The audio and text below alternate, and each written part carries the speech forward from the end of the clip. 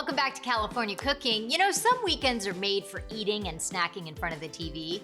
From football to the Emmys happening this weekend, we've lined up a great menu for your viewing pleasure. It includes the picture-perfect charcuterie board, a buttery shortbread cookie inspired by the Emmy-nominated Ted Lasso, and a game day chicken parm sub. In my opinion, you're not officially entertaining until a charcuterie board comes out. And I know the co-founders of Lady Larder would agree. I got to visit the sisters and best friends at their little dream shop in Santa Monica and learn all about their family business. Let's meet Sarah and Boo.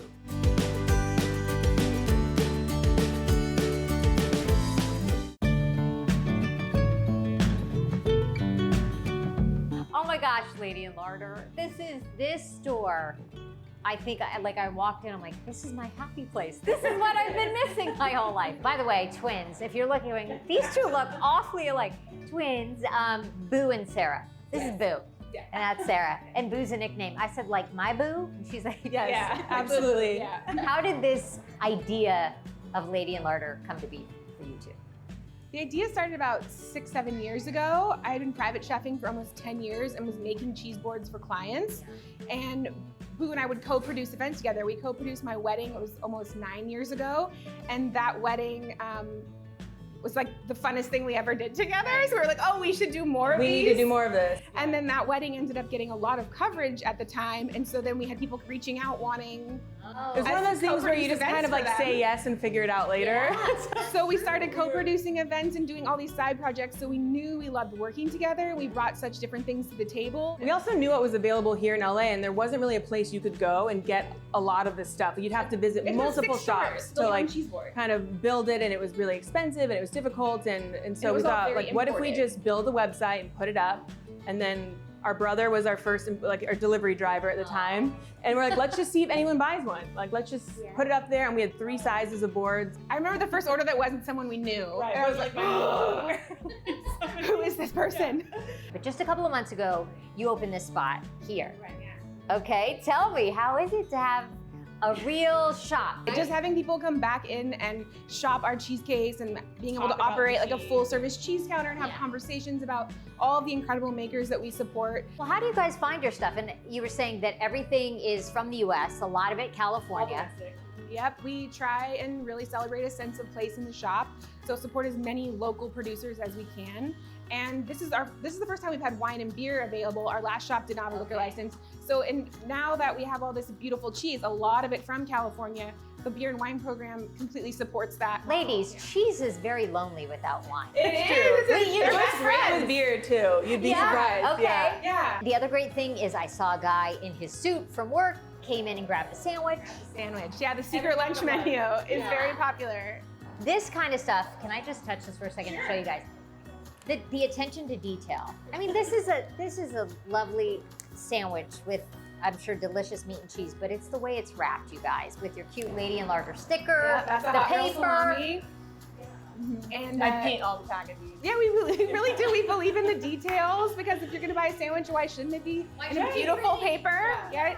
We just literally try to create things that evoke joy. We talk about the evoke moments. smiles. Yes, Right. exactly. Those things all add to that, like lunch being like the best lunch you could have. The Like if you're gonna sit down and You buy a smile at it sandwich before you even open it. and take a lunch break. Like, Yeah. that's it. When you come in here, there are these special little things that you aren't gonna find everywhere else. You're not gonna walk into a store and see all these sweet little kind of beautiful olive oil bottles and the unique mustards and cute little wooden spoons and things that I'm a sucker for. And that the bread. I was also hearing you guys do really cool kind of unique events and things around town that you're asked. So the event business has started to come back, which is incredible. And that's what we used to do a lot of pre-COVID. And so we do, weddings, parties from 10 people to 500 people. What's the craziest thing you've done for an event? Or most out of the box kind of? Well, the one time we flew to New York with luggage full of cheese for Oprah. We did. Yeah. We were there. What? We did. We flew there in the morning and then back. And we like did an install at her office on the top floor in New York, and then we were back on a plane. Did you meet Oprah? We did. Gail was there. Okay. We met Gail, Adam was there, and Adam was there. Her team's incredible. She picked nice us group for of her people. favorite things a few years back. Yeah. It was super fun. That's the dream, right? For any Yeah. company to be on Oprah's Right. favorite thing. that was a fun trip. Done. Yeah. doing a cheese board with the cheese board queens. Really, that's my name for you now. But I think it's so much fun because it's almost art. It is art, honestly, to kind of create this beautiful board with, I mean, look at this. This is kind of what you started with, right? And then you did many different versions of this, but how gorgeous, you guys. How do we, keep a cheese board, if we were to build one at home, which honestly, don't be afraid. I think it's so much fun to try, but to keep it from looking kind of like a mess. So first, don't be intimidated about what you build it on. Okay. We're using this wood board that we create for our boards at the shop, but you could use literally a 10-inch dinner plate at home. You can put parchment down on the table and build it right in the middle of your dinner table. We have these jarred honey, which kind of anchors the design in the board, and we use it as a garnishing anchor at the end as well. And then the first thing you're gonna do is be intentional about what you're putting on it. So we recommend having an assortment of different milks. So you wanna have cows, sheep, goat, kind of also an assortment of textures. Yes. Have a crowd pleaser. A cheddar, always have a cheddar or Gouda because those are huge crowd pleasers. It's a safe entry point for people that are I'm a little scared what's on here. Once you have your cheeses, you can put those down first. And so talk us through what this is a goat brie. Okay, so you can use any brie style cheese or triple cream, and we cut it, it comes whole like this. Yeah.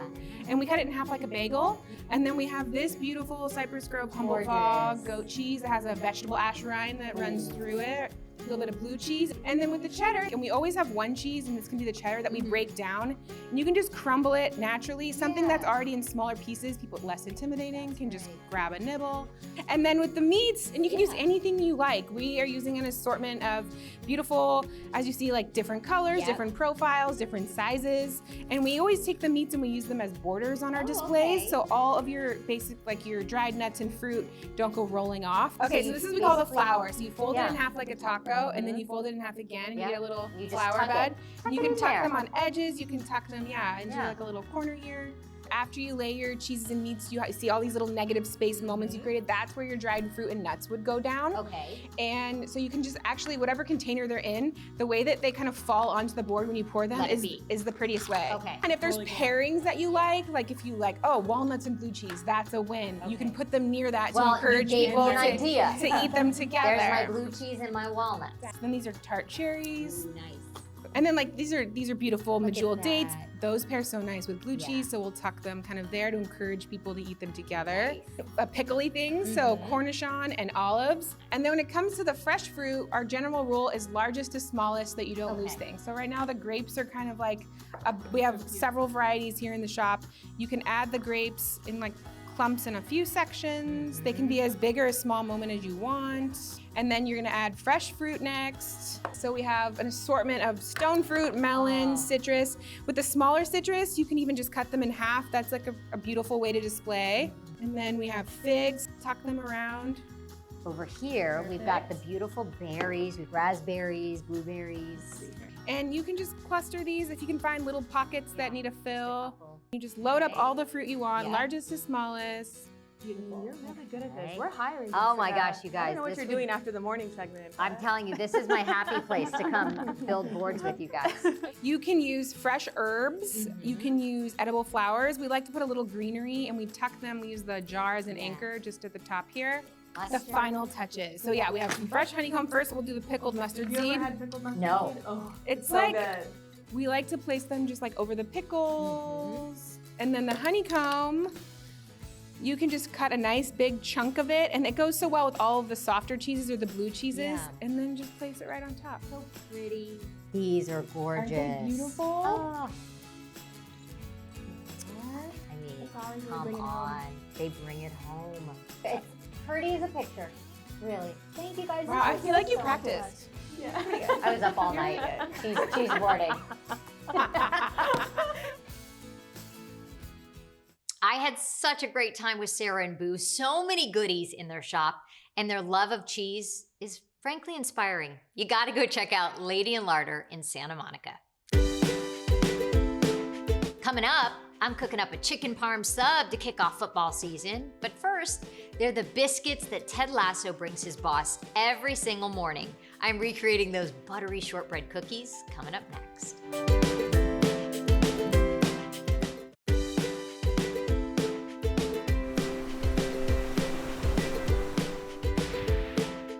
The Emmys are this weekend, so I decided to celebrate one of my favorite shows on TV, Ted Lasso. By the way, nominated for 20 Emmys. I'm recreating the famous biscuits on the show. Let's see how they turned out.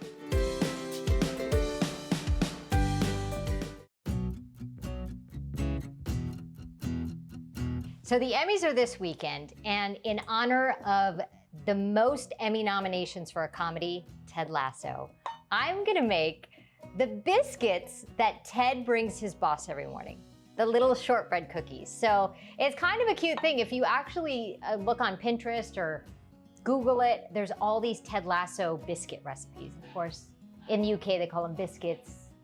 We would call them a shortbread cookie, but it's so easy. If you haven't seen Ted Lasso, it is so sweet. You've got to check it out. It's on Apple TV Plus. I love it with Jason Sudeikis. So in honor of that show, which just is sweet and it makes people laugh, we're gonna make the biscuit cookies. So really easy recipe. 2 cups of flour. It's basically butter, flour, and sugar. That's it. Half a cup of sugar, half a teaspoon of salt, teaspoon of vanilla. I've seen some recipes that use part flour, part almond flour. I've seen brown butter versions, so there's a bunch of different ways you could do it, but this was the simplest one I saw. To that, 2 sticks of butter. These cookies are buttery, and I'm just gonna turn this on really quickly just to kind of sift our flour. There you go. And I've got the paddle attachment. So here's the butter, and they said to chop it up, it's cold, into pieces, and then basically your dough is kind of gonna resemble wet sand. And I think, you know, Ted Lasso, it's just, I don't know, there's just so much going on in the world that it's nice to watch a show where it's just heartwarming and it makes you laugh and sometimes cry. But the happy tears, you know? On goes the mixer, and you just want to get it, start slow. I think we're there. That was quick. This is kind of this coarse, wet sand, and I think we're there, and that's it. So I have some parchment paper in half a sheet pan. So the goal is you want to be able to pick them up like this out of the pan. So you put that in there like that with wings hanging over. Dump in our dough. We press. That's it. In it goes. 350, 35 minutes. Our shortbread are out of the oven. This was the easiest cookie I've ever made. Biscuit. So this is why we have the parchment, so easy. And it's crumbly and it smells like warm sugar. Let me taste a little. Okay, that's good. These are so cute because in the show, Ted always gives this to his boss every morning, but it's so cute because a local coffee shop here called Go Get 'em Tiger sells the Ted Lasso biscuits. There's a few shops around town, and in here, a little note from Coach Lasso, go get them today. These were such a hit. They put them on the menu, but they're not doing the pink boxes anymore. You can just buy the cookie, but it's worth it. And these, the ones they make at Go Get 'em Tiger, are brown butter biscuits. Aren't those gorgeous? They are so good. So if you want to try one of theirs, check out Go Get 'em Tiger. So this cookie tastes really good, I gotta say. So basically wait for it to cool. And then whatever shape you like. Lovely. With a little cup of coffee or tea. And you know what else I did because I couldn't resist? I got a little pink bakery box. It's not exactly the same as Ted's, but it'll do. Look. A little shortbread cookie. Okay, ready for the taste test? These are so good. So easy. Perfect thing to cook up in honor of Ted Lasso and the Emmys. Those were so yummy in just a couple of ingredients, and they melt in your mouth. I can see why Ted's boss is such a fan. Coming up, watching football is not complete without some satisfying food. I'm making a Chicken Parm Sub. Then, more of our home reno progress. We have some details about the new kitchen. We'll share that with you coming up next.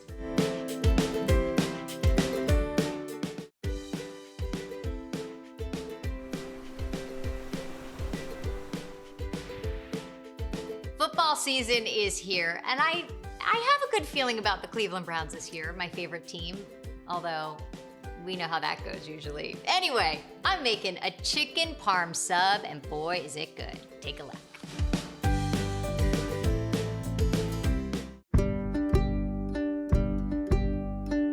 So much to watch on TV this weekend. You've got football back, you've got the Emmys, maybe you're just into a Netflix show, whatever it is. And I always think, you know, football season makes me want to just eat something really, really good.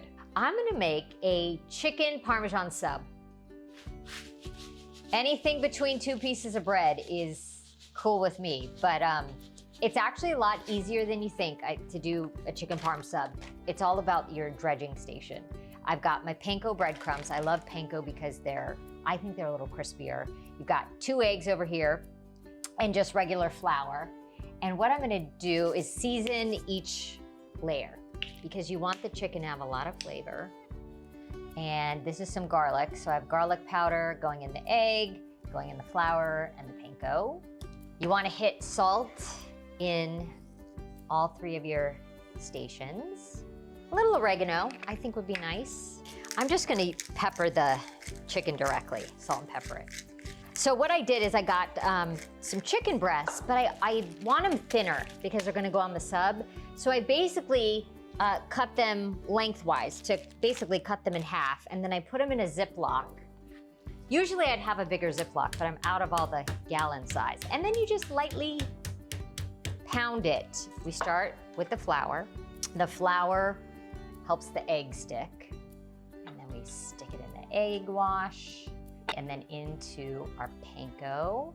And I think because panko, they're just a bigger flake, so they make it nice and crispy. And then you do it again. One guy going in. That's what you want, the sizzle.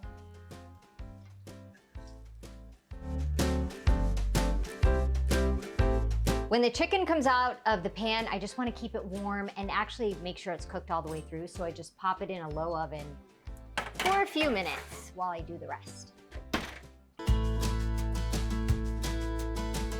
I got some fresh hoagie rolls from the bakery, and these are the perfect size, I think. And they were sesame too, and now I'm thinking I should have got sesame, but that's okay. I'm gonna do some garlic rolls and get it nice and toasted because that's just gonna add to the vibe for these sandwiches, to have a buttery, garlicky hoagie roll. Soften butter, some garlic powder under the broiler, and watch these carefully because they can burn in no time. Now it's time to assemble. So the toasted garlic rolls that I watched so they didn't burn. And I also got, you could do shredded mozzarella, but I love a fresh mozzarella. I like the texture of it. I like the whole thing. So that's gonna go on top. And this is how I think I'm gonna do it. So our beautiful, crisp chicken. Look how perfectly it fits on there. Love it. Chicken sauce. This is my favorite jarred sauce, Rayo's. Excellent. Not even gonna heat it up because it'll heat up in the oven. Doesn't get much easier than this. Our mozzarella. Now we're gonna slice the mozzarella. Go right on top. Back into the oven, melt the cheese, and we're ready to eat. I had to cut it in half. Chicken, juicy, you've got the melted cheese. That's Mike. He's helping us rebuild this house. Mike, you get lunch. The chicken is perfectly cooked. Garlic roll, marinara. Perfect. when watching a little football. Yum. You know me, I'm a big fan of sandwiches, so that hit the spot. Okay, now do an update on our house. Here's a look at what we're working on in the kitchen.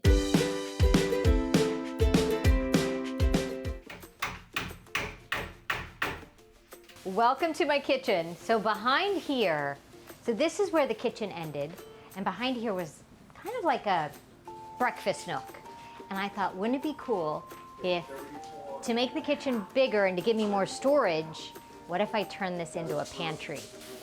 Come on in. This is Mike and Baldo. So this room is now gonna be storage.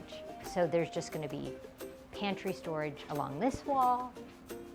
There's gonna be pantry storage all the way around, but this will just give the kitchen so much more space to be able to store things, since this kitchen doesn't have a lot of storage. Okay, I told you guys that we're extending the kitchen to make that a pantry. In the meantime, this is my pantry. This is what it's become. So now we've got our dry goods, got some couscous, almond butter, got cereal, spaghetti, dry goods, and then I just, look at the nightstand, has vinegar and hot sauce, a little agave, whatever you need.